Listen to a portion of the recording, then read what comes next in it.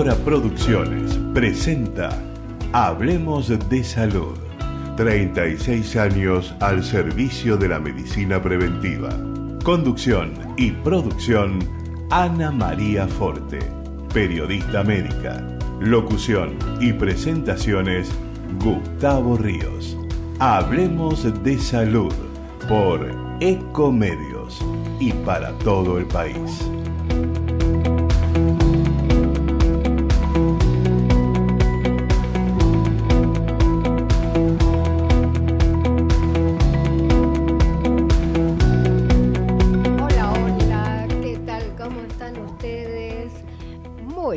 Yo realmente muy contenta de poder todavía hacer lo que a mí me gusta, llegar a la gente, ayudarla.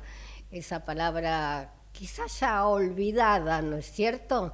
Pero tratemos de ayudar al prójimo. Eso es lo principal. Les aseguro que el programa del día de hoy, de lujo, entre amigos y excelentes profesionales. Vamos a estar con la doctora María Krigwet, ella es psicóloga, con el doctor Carlos Bocchio, él es otorrinolaringólogo, y también con el doctor Juan Poletey, que es neurólogo. Quisiera saber si tenemos en línea ya al doctor. El doctor, como bien lo presenté, es profesor titular de otorrinolaringología de la UBA, coordinador del programa de hipoacusia e implantes cocleares del Hospital Italiano, presidente de la Asociación Panamericana de Otorrinolaringología de Cabeza y Cuello. ¿Saben de qué va a hablar? De probables causas de sordera. Es un especialista. Bien. ¿Me estás escuchando? Sí, claro. ¿Qué tal? ¿Cómo están? Buenos días a todos. Un gusto de compartir con vos y con tu audiencia esta mañana. Estaba escuchándote las distintas causas de sordera y quería en estos minutitos ocuparme de una sordera, de una hipoacusia que no tiene una causa determinada, sino tiene que ver con el envejecimiento, con la evolución natural de la persona humana. Ustedes saben que los humanos, afortunadamente, por el cuidado intensivo que se hace de la salud y los desarrollos técnicos, farmacológicos, tenemos la posibilidad ahora de vivir muchos más años que en siglos anteriores, cada vez un poco más. Y esa es una de las razones principales por las cuales en la tercera edad los pacientes tenemos cada vez más dificultades para escuchar. Las razones son múltiples. Alguna es el envejecimiento exclusivamente. Otras son algunas enfermedades generales que acompañan al envejecimiento, como pueden ser los disturbios en los controles de la presión arterial, algunos problemas neurológicos, algunos problemas de falta de atención, algunos problemas visuales, que hacen que el paciente se limite la información auditiva y la pueda decodificar adecuadamente. Yo no sabía que la presión arterial podía traer precisamente una hipoacusia. Bueno, en realidad todas las enfermedades que alteren la vasculatura del oído interno, que son arterias y venas microscópicas, tienden a alterar el funcionamiento del oído interno. Lo provoca la hipertensión arterial, lo provoca la diabetes y otras enfermedades generales. Vos sabés que a mí me apasiona este tema, ¿no es cierto? Y yo te quiero dar una muy buena noticia. Recordás que hace 4 o 5 años que venía luchando con mi hipoacusia. Hasta que hace 1 año y medio dije, me pongo un audífono por cuenta mía, me mandé a hacer un audífono. El día sábado recuperé la audición. vos lo podés creer, como si estuviese preparado el programa. Fantástico. Qué buena coincidencia, qué buena coincidencia. Eh, eso también le da esperanzas a mucha gente que tiene padecimientos crónicos del oído Ujú. que en algún momento puedan ser solucionados. Así que es una muy buena noticia para vos y para mí también, por supuesto. Exacto, Por su- exacto. Te, Así es. te- Eh, te comento sí, algo de la tercera edad que es muy importante. Nosotros avisorábamos que aquel paciente de la tercera edad que no escuchaba bien tenía dificultades y tenía dificultades de relación, se le complicaban algunas situaciones sociales, pero no sabíamos cuánto tenía de impacto eso. Y últimamente, en los últimos años, ha habido muchísimos avances de investigaciones, sobre todo en Harvard, donde se demostró incontrastablemente que aquel paciente que escucha mal y que no está equipado, por ejemplo, con audífonos potentes o con otros dispositivos auditivos más sofisticados, empezaba a tener problemas de relación con su totalmente. familia primero, con sus amigos después, con su grupo de pertenencia, con el club, con el centro de jubilados, y eso inexorablemente lo iba llevando a alteraciones del comportamiento, del humor, y en casos no tan infrecuentes de cuadros de depresión que lo Totalmente te lo puedo deterioraban. asegurar porque la disminución cambia el carácter, porque al no poder escuchar, la gente te aísla, porque bueno, y no escucha. Entonces, eso le produce al ser humano que la tiene, porque así tal cual como te estoy contando, yo a vos te habré llamado hace 8 o 10 días atrás, y esto me pasó el día sábado a mí, de recuperar la audición. Entonces, comprendo más, porque cuando uno tiene que vivir el problema del otro, ahí se da cuenta. Absolutamente.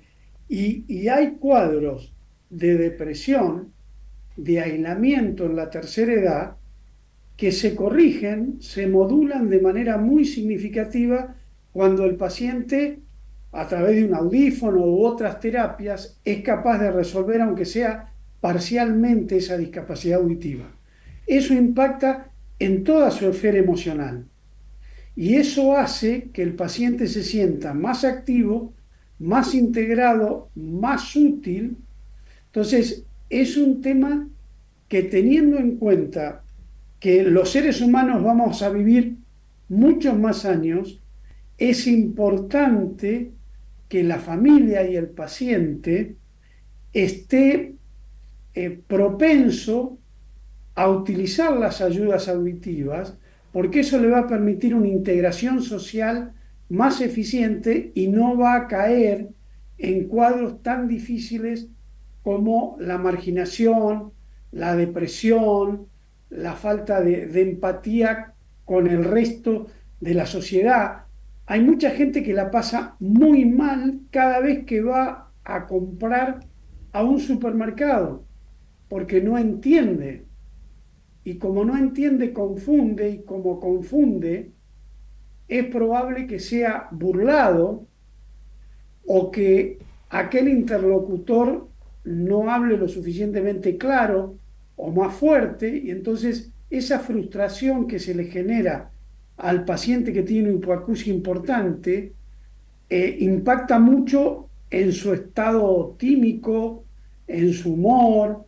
eh, es mucho más trascendente de lo que nosotros entendemos. Antes era bastante común que en la familia se burlaran porque el abuelo no escuchaba Ujú. y confundía. Y ahora lo que tiene que hacer la familia es llevar al abuelo a un especialista para que le dé los elementos para que el abuelo pueda entender e interactuar con el resto de la familia. Exacto, exacto. quizá algunos problemas hay que vivirlos para darse cuenta de qué se trata. Y yo te puedo asegurar que vos describiste realmente lo que le pasa a un hipoacúsico.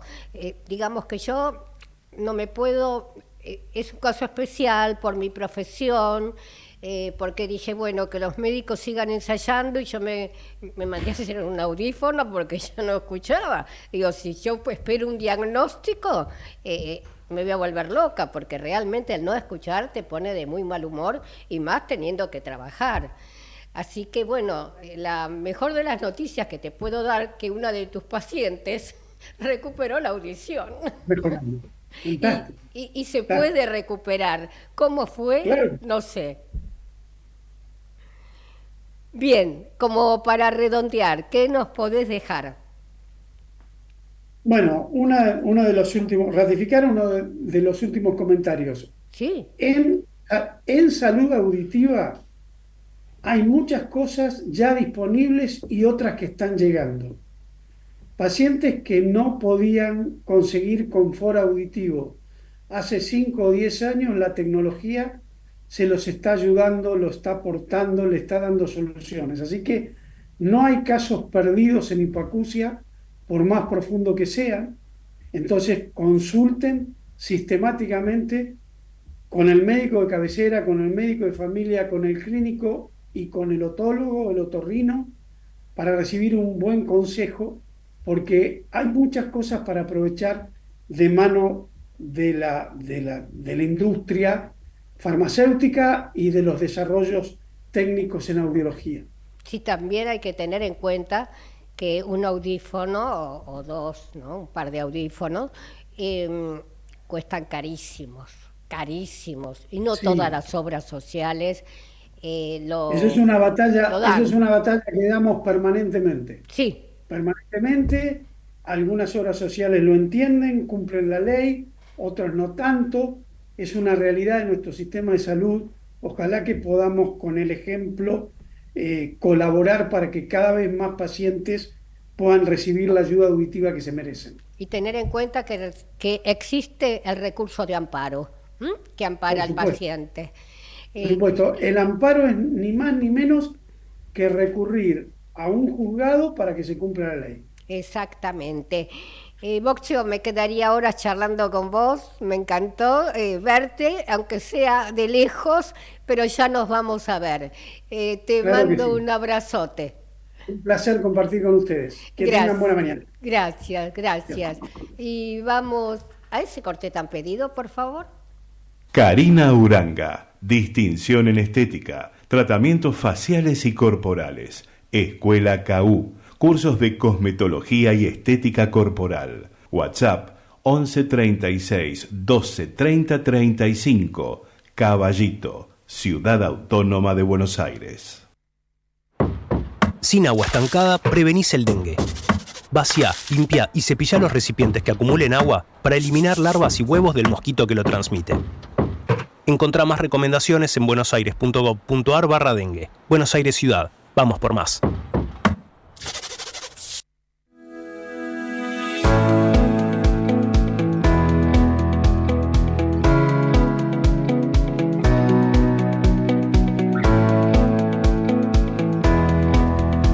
Y continuamos con Hablemos de Salud. Realmente es muy lindo trabajar entre amigos y es muy lindo hacer lo que a uno le gusta, ¿no es cierto? Bien, ya estamos con la doctora María Criguet. Ella es licenciada en psicología. ¿Psicología? ¿Y qué puse? Ay, qué cómica. Bueno, continúo. El tema, abuso sexual infantil y consecuencias. Yo fui maestra durante 14 años, ¿no es cierto? Y bueno, uno no puede hacer mamarrachos, como se decía antes.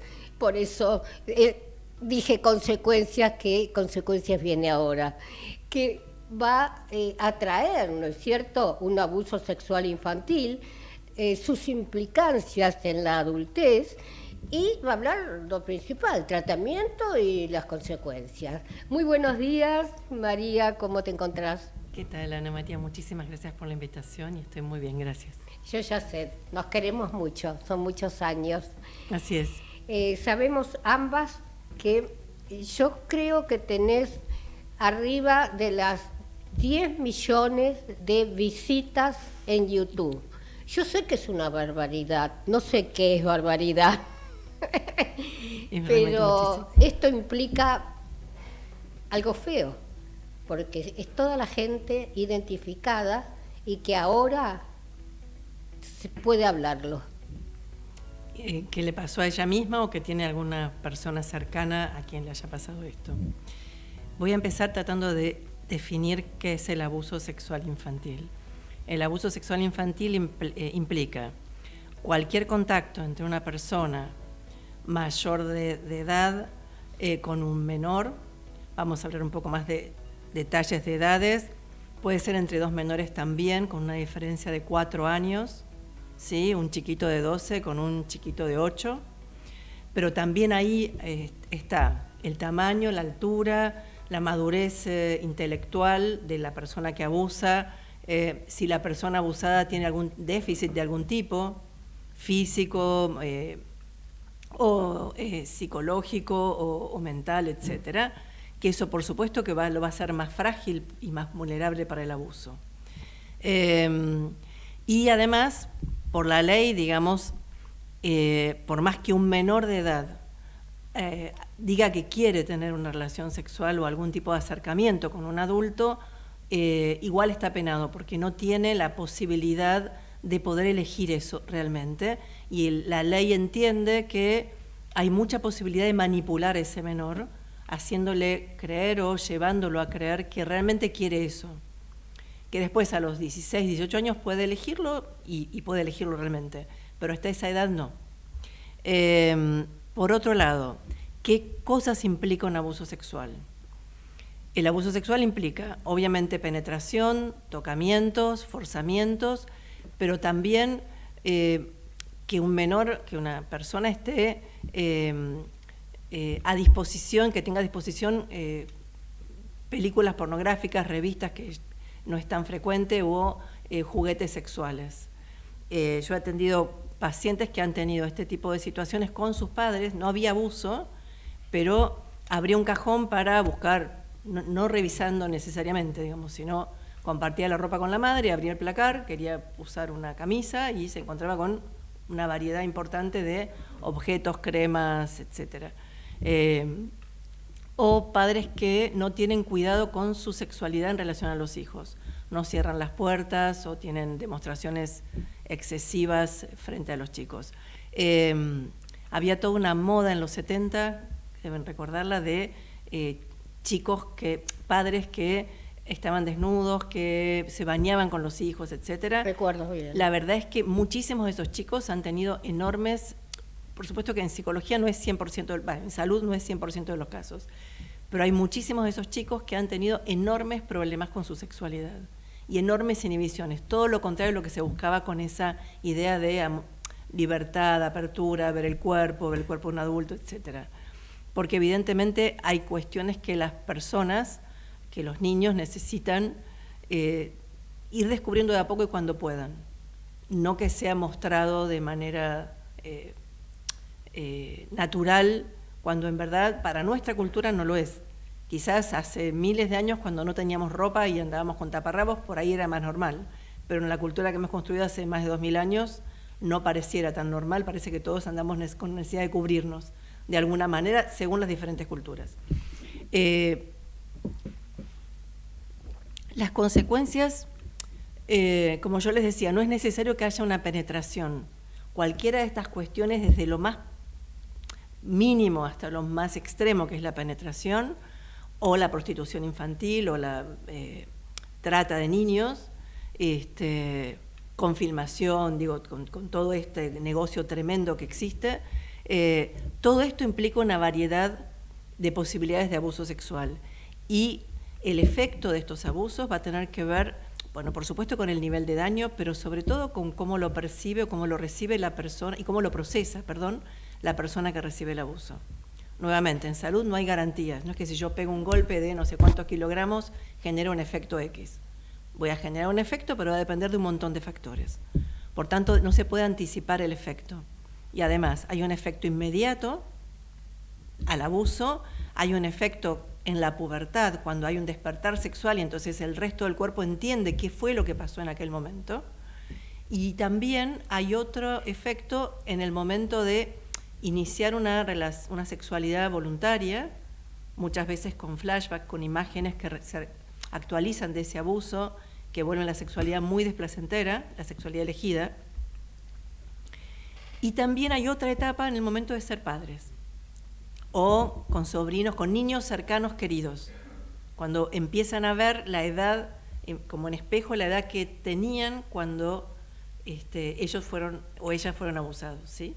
Hay como varios momentos y en todos estos momentos se puede actualizar. Consecuencias. En los niños pequeños, en principio sería cualquier cambio abrupto que haya en la conducta, en los hábitos, en los logros, ¿sí? Tiene que haber 3 o más en general, según, digamos, el diagnóstico estricto, y además hay que ver, ahora voy a los cambios, pero hay que ver que en los últimos 6 meses, 1 año, no haya habido alguna situación compleja en la familia, desde la enfermedad de un familiar, la muerte de un familiar, la enfermedad propia del niño o de la niña, una mudanza, alguna situación económica complicada, en fin, porque los síntomas no son transparentes. Hay que empezar a entender de dónde vienen esos, como los síntomas médicos. Una fiebre, sí, implica una infección, pero hay que buscar de dónde viene. Sí, esto es igual. ¿Cuáles serían esos síntomas? Por ejemplo, un chiquito que logró controlar, dejar de usar pañales, vuelve a usar pañales. O dejó de tener rabietas o pudo empezar a dormir bien solo, tranquilamente, sin ir a la cama de los padres a cada rato, vuelve a tener este tipo de conductas, o berrinches, o mal humor, o conductas sexuales raras, inapropiadas, con compañeritos, con mascotas, con muñecos, con peluches, retraimiento. Estoy dando una cantidad de síntomas que son muy, muy diferentes, ¿sí? Lavado compulsivo de manos o de baño, o bañarse por sentirse sucios, problemas con la alimentación. En general es no querer comer, pero a veces son atracones también. Insisto, no es que cada vez que veamos algunos de estos síntomas tenemos que pensar en abuso, pero sí tenemos que empezar a sospechar y a evaluar y a entender de dónde viene esto. Y si nosotros como padres no podemos hacerlo, que es lo más probable, debemos consultar con un profesional.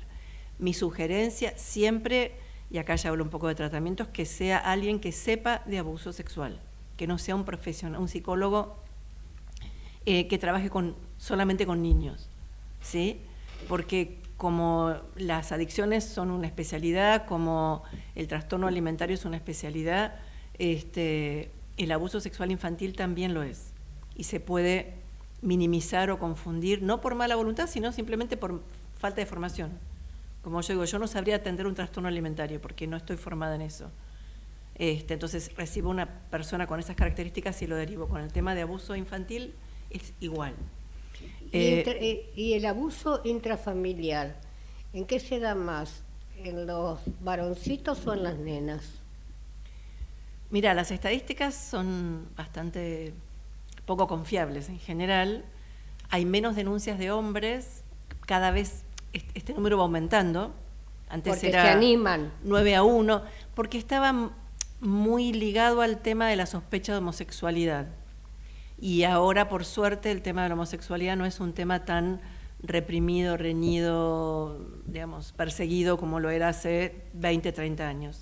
Cada vez estamos avanzando, por suerte, en esa dirección y me parece, y también se entiende que las personas que fueron justamente víctimas de un abuso sexual infantil, no importa el género, fueron víctimas, no eligieron eso. Más allá de que uno sea hetero, homo, no importa, digo, pero que claramente es una situación que uno no elige, es como haber sido secuestrado por una banda y haber sido llevado a la selva en Colombia en aquellas épocas. Digo, uno claramente no elige eso. Es una situación de enorme dolor y de tremendas consecuencias. Aparentemente, por estadísticas, hay más nenas abusadas en lo intrafamiliar, y también el número quizás sea más importante por padrastros o por familiares cercanos y no por el padre, pero esto no es ninguna garantía. Hay padres abusadores, por supuesto, Pero insisto, son estadísticas y lo importante es caso por caso, porque si no, al decir esto por ahí estoy minimizando a las personas que fueron abusadas por su padre y por ahí son varones, ¿sí? Quiero decir, hay de todos los tipos de posibilidades y hay que tratar de estar atento a esto. Vos viste que yo te mando, siempre que recibo una nota de la gente, ¿no es cierto? Un WhatsApp. Y lo que me doy cuenta que en ese momento, por ejemplo, va por épocas, o se animan más, porque ahora se animan a decir, fui abusada por mi padre, y eso es palabra mayor, y vamos a hacer un cortecito y luego continuamos, ¿te parece? Perfecto.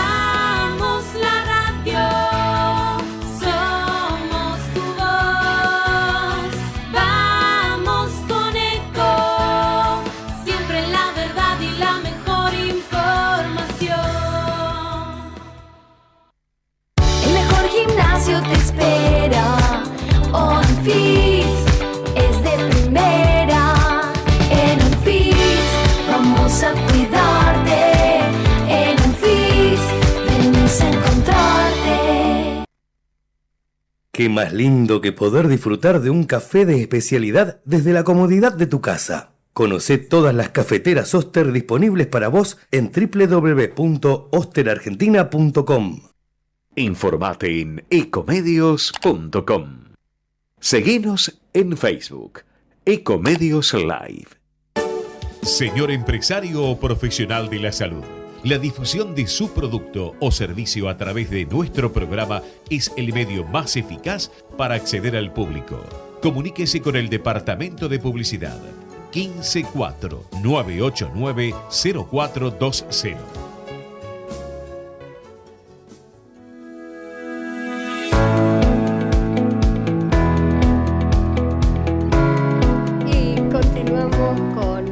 De salud, estamos hablando con una gran amiga que quiero mucho, María Criguet, acerca del abuso sexual, ¿no es cierto?, en niños, en adolescentes, y estábamos diciendo lo tremendo que es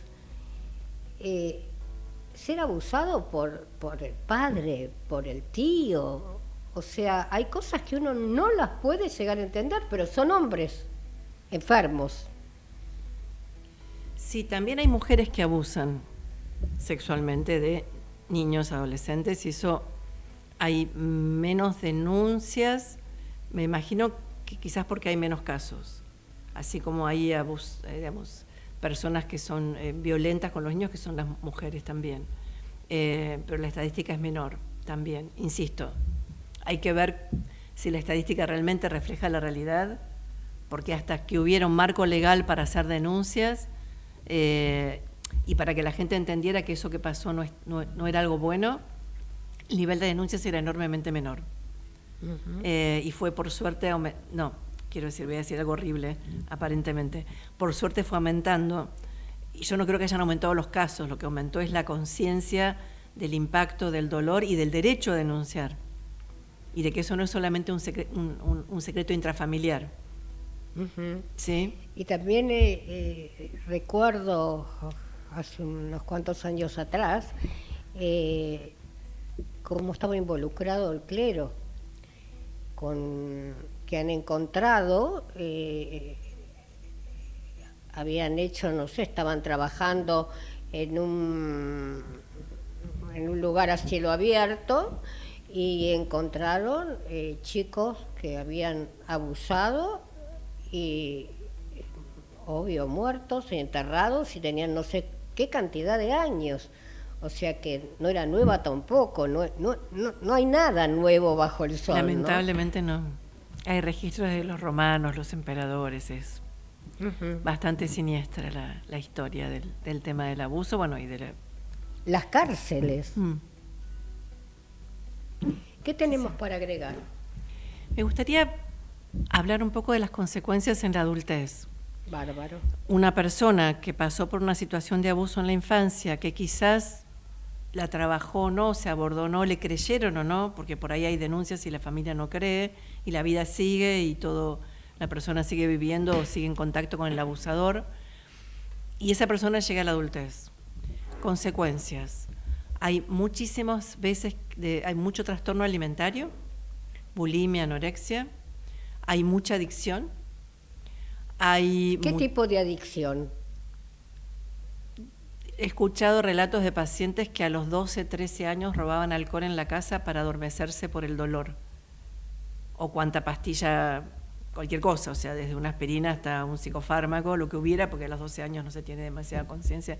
8, 10, o sea, inicios de adicción muy tempranos, además. Ahora es más común, pero hace unos años no era tan común, y no en personas que por ahí, chiquitos que viven en la calle o que tienen acceso a drogas pero cualquier cosa que calme el dolor. Se usa la droga justamente realmente como una medicación, comillas, por supuesto no eficaz, para calmar el nivel de dolor, de ansiedad, de inquietud, de no entender qué es lo que está pasando. También hay mucha depresión, también hay a veces adicción sexual por algo que se despertó en la infancia en un momento donde no estaba armado el circuito para la descarga sexual, para el orgasmo, entonces eso de algún modo se instala, aunque el circuito funcione perfectamente bien, aunque la sexualidad esté madura en esa persona, y son personas que quizás llegan a tener orgasmos, pero tienen un nivel de adicción sexual que no pueden no tener varias parejas sexuales al mismo tiempo y tener muchas veces incluso situaciones de mucho riesgo, de exposición a situaciones de mucho compromiso de seguridad, en la seguridad, ¿sí? De ir a lugares que no conocen, de, no sé, acuerdos. A ver, y no estoy hablando del sadomasoquismo, digamos, hay, por supuesto, elecciones de tipo de sexualidad, no estoy hablando de eso, sino ahí también hay una elección. Yo quiero hacer esto y a mí me gusta esto. Lo que pasa con la adicción sexual es que no pueden parar y entonces van buscando cada vez más situaciones que los exciten y que puedan calmar esa ansiedad, que por supuesto que no es sexual, tiene un origen psicológico y de mucho trauma. Entonces lo que hay que trabajar es ese trauma. También hay a veces trastornos de la personalidad, personas con muchísima inestabilidad emocional y con muchísimos problemas para afrontar situaciones de cualquier tipo, sostener trabajos, tienen ataques de ira, ataques de emociones muy intensas, estrés postraumático, por supuesto. A veces hay trastornos disociativos de la identidad, dentro de lo cual está la amnesia. Muchas veces pasa que las víctimas no recuerdan el abuso, tienen como sensaciones o en algún momento dicen, a lo mejor yo fui abusado, pero no tienen un recuerdo claro de esto. Y a lo mejor sale a través de un tratamiento o a lo mejor conocen alguna situación y a partir de ahí pueden recordar. Y si no, hay a veces directamente fragmentos de la personalidad, del yo, que pueden hasta tomar comando. De la personalidad. Y hay como partes rotas, ¿sí? Que a veces están presentes varias o no, bueno. Es bastante complejo. Bien, un consejo. Hablar con una persona cercana, con un familiar, con un profesional, con un sacerdote, con un rabino, con alguien. Hablar y contar lo que con alguien de nuestra confianza, por supuesto, y pedir ayuda. Bien. Las víctimas son víctimas. Hay que primero poder aceptar esto para después poder superarlo. Bien. Y es algo que nadie elegiría que pase. Excelente como siempre. Y Solo más que una clara. cosa más, déjame. Es muy frecuente que las personas abusadas se sientan culpables y que promovieron el abuso. Eso no es así. La total responsabilidad es del abusador. Bien. La víctima es víctima. Que quede bien Ujú. el broche de oro, que quede bien clarito. Gracias, María. Gracias, Ana. Y ya estamos con el doctor Juan Politei. Él es médico neurólogo de adultos, profesor adjunto en la Cátedra de Neurología de la carrera de Medicina de la Fundación Favaloro. Médico del staff en la Fundación Espines, ¿se pronuncia? Así es. Bueno, de Buenos Aires. Va a hablar acerca de las novedades en enfermedades poco frecuentes, desde el diagnóstico al tratamiento. Y yo no elegí el tema, porque siempre asiduamente hablamos del tema porque tengo una enfermedad poco frecuente, ¿no es cierto? Realmente un gusto tenerte y ya perteneces a nuestro staff. Gracias por la invitación. Bien. Contanos acerca de... empezamos por el principio, ¿qué es una enfermedad poco frecuente? Bien, Ana, bueno, inicialmente uno podría definirlo de distintas maneras, hay distintas variables, pero lo más simple es una cuestión epidemiológica o numérica, ¿sí? Que también va a variar Europa, Estados Unidos, pero como un patrón básico te diría que hablamos que una enfermedad es poco frecuente o rara o huérfana, son todos sinónimos, cuando si aparecen menos de 2.500 nacidos vivos. Es decir, si en este momento van a nacer 2.500 chicos, si ninguno tiene esa enfermedad, el que la tenga después vamos a considerar que esa es una enfermedad rara, ¿sí? Ese es un número. También existen enfermedades ultra raras, si hablamos de más, sí, de 10.000, pero el concepto de rara te diría que por un lado es numérico y por otro lado otra variable que la dejamos para después, por ejemplo, puede ser la ausencia de tratamientos, ¿sí? Bien, vamos a hacer un pequeño cortecito y continuamos.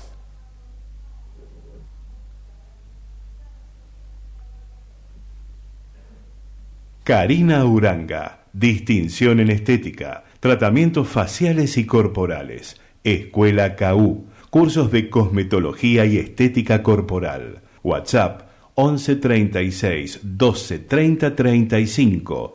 Caballito, Ciudad Autónoma de Buenos Aires. Sin agua estancada, prevenís el dengue. Vacía, limpia y cepilla los recipientes que acumulen agua para eliminar larvas y huevos del mosquito que lo transmite. Encontrá más recomendaciones en buenosaires.gov.ar/dengue. Buenos Aires Ciudad. Vamos por más.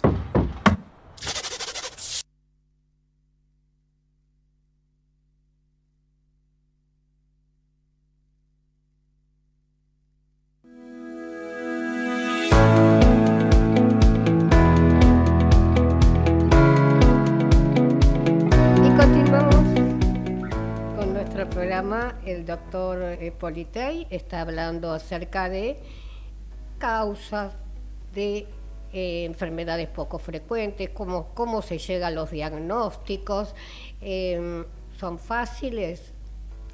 Bien, Ana, las enfermedades poco frecuentes como tal hacen que muchas veces no las estudiemos desde la universidad, lo cual hace o lleva a la consecuencia de ser poco diagnosticadas.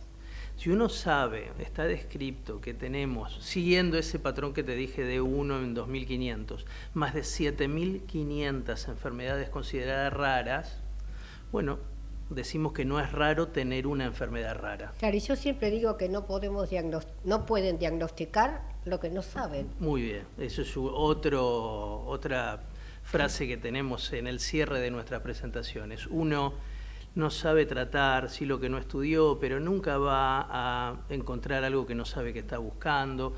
Siempre hablamos de eso. Por eso hoy las enfermedades raras están muy, pero muy presentes en los congresos de medicina, en las distintas especialidades.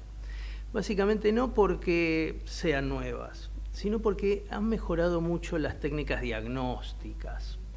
Han aparecido tratamientos específicos. Hay interés, sí, de la industria por encontrarlas.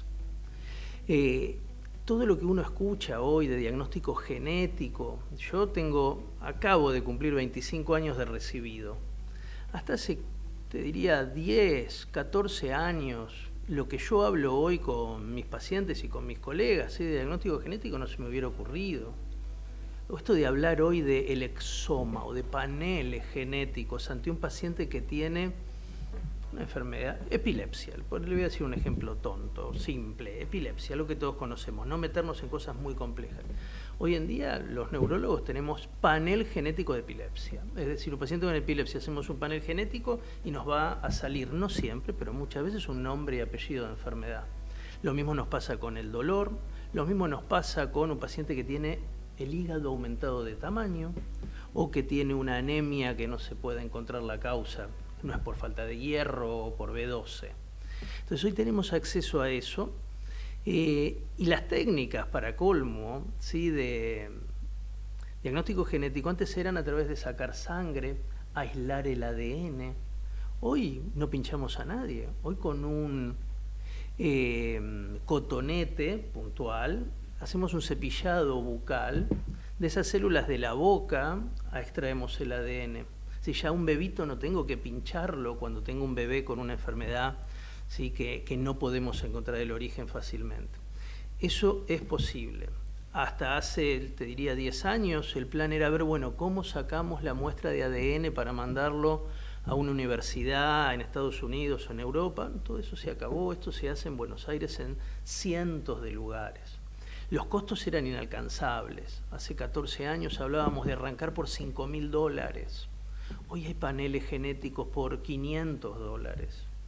Cuando uno hace una enfermedad, un diagnóstico de enfermedad rara, que muchas tienen un patrón de herencia familiar, lo que hacemos es obviamente hacer lo que se llama screening o pesquisa familiar. Ya encontrada la enfermedad, esa búsqueda, insisto con los números, de $500 baja a 50, porque nos limitamos a esa. Entonces hoy hacemos diagnóstico. Lamentablemente no tenemos tratamiento para todas.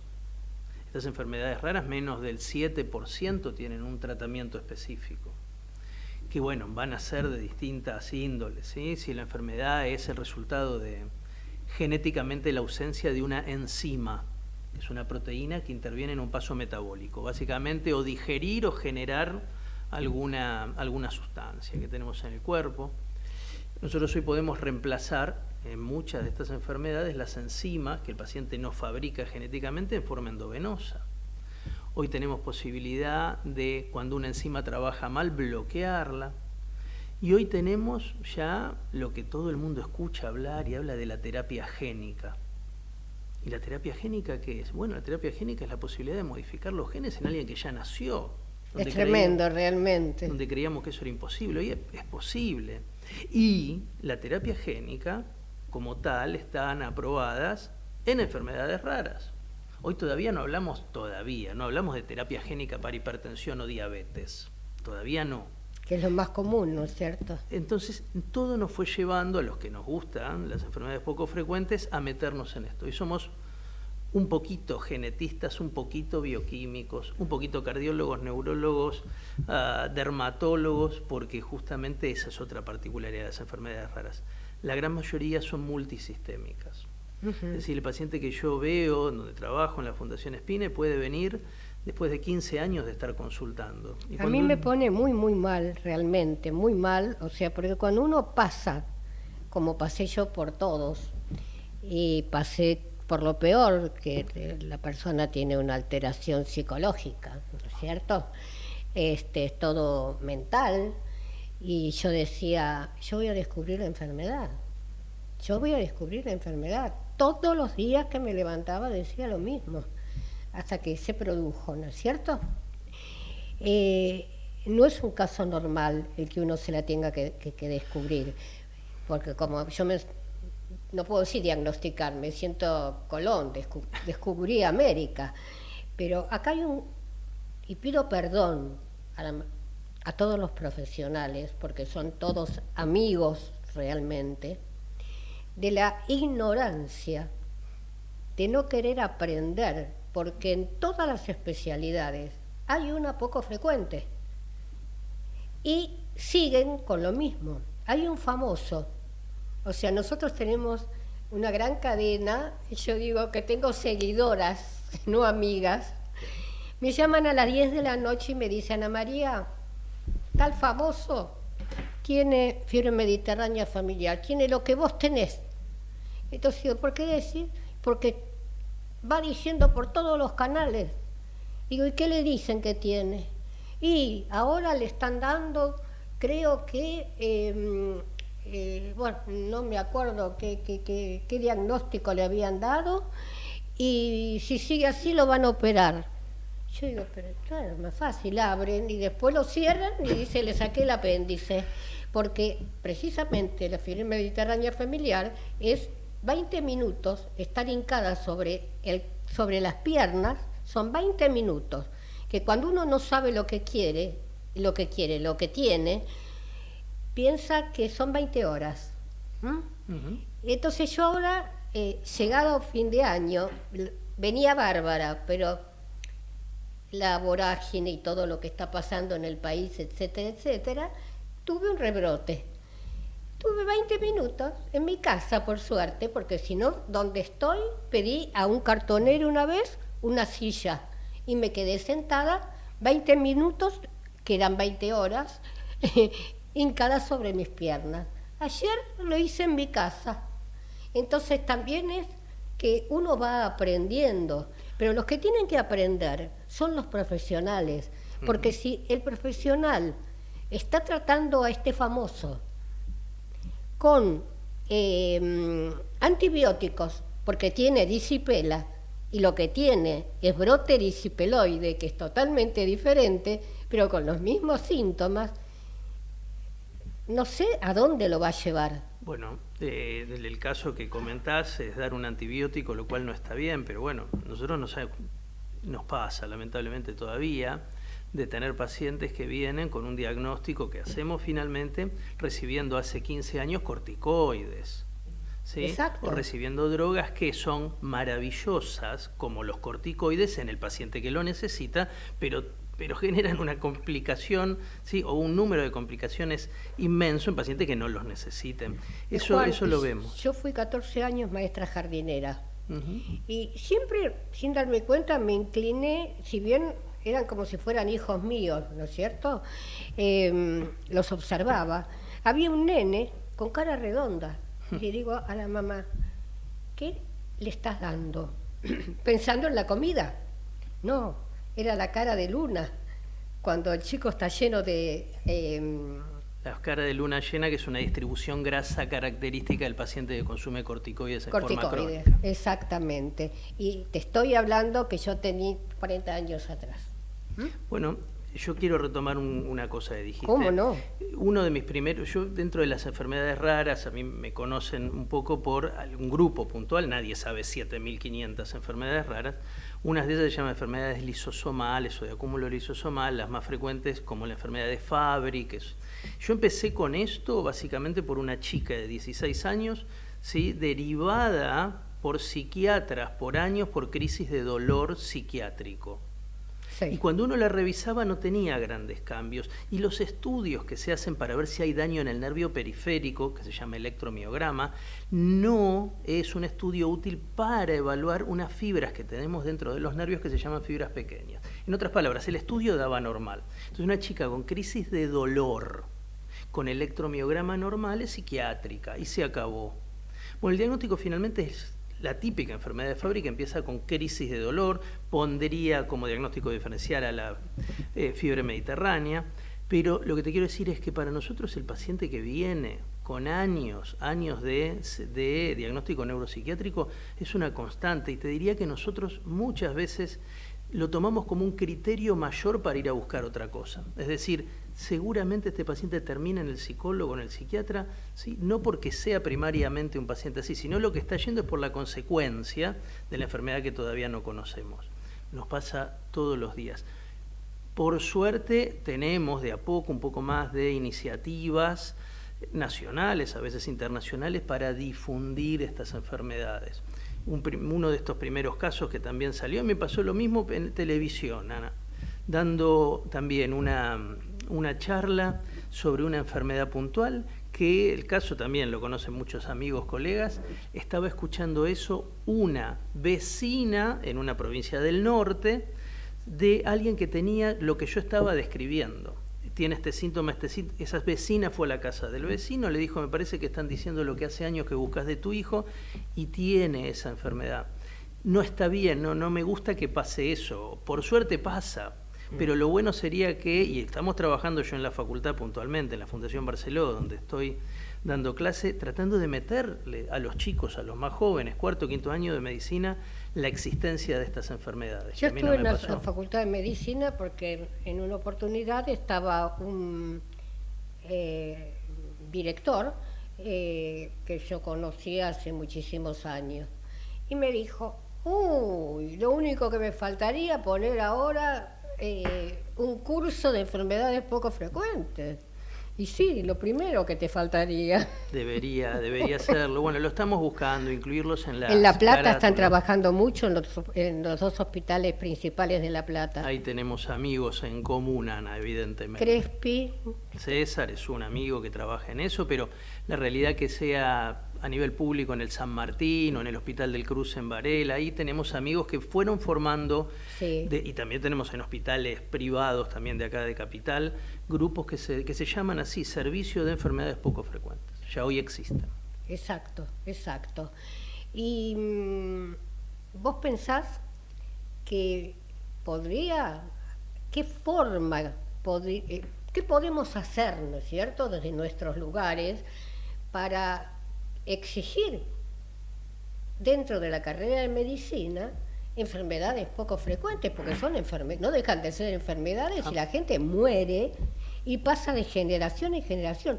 Yo corté la generación, o sea, mi abuelo no lo conocí, pero falleció de fiebre mediterránea familiar, problema cardíaco, que se inflama el pericardio.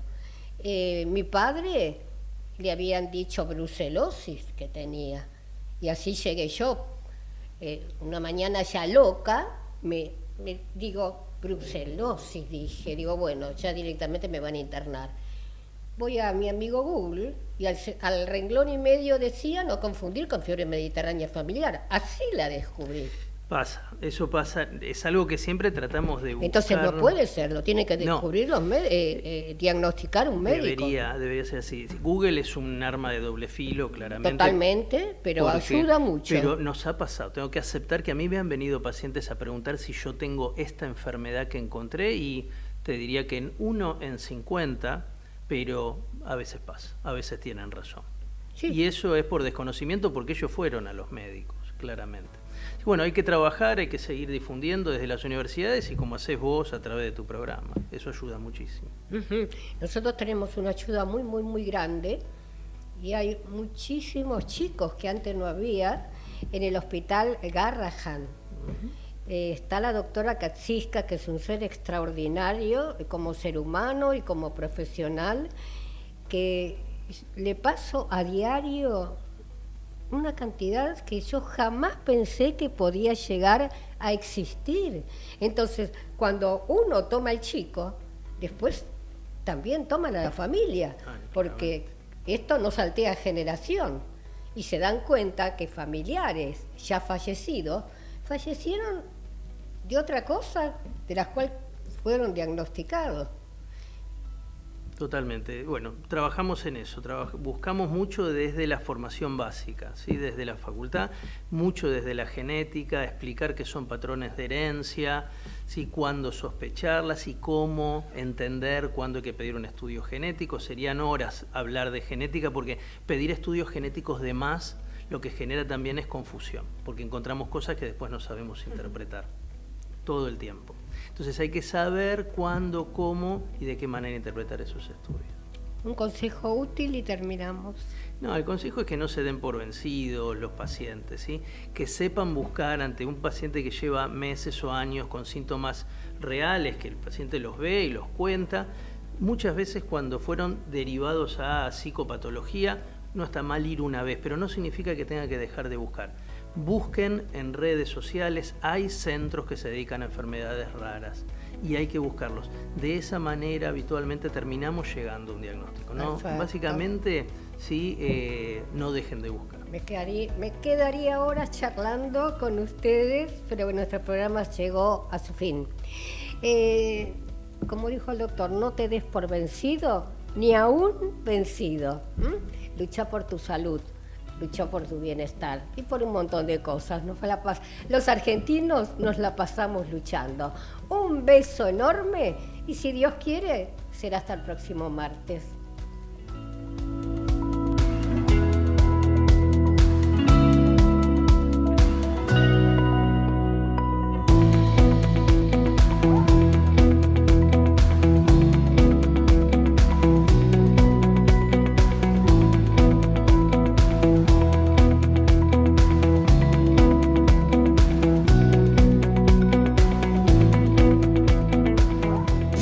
Desde Buenos Aires, transmite LRI 224, AM 1220, Ecomedios.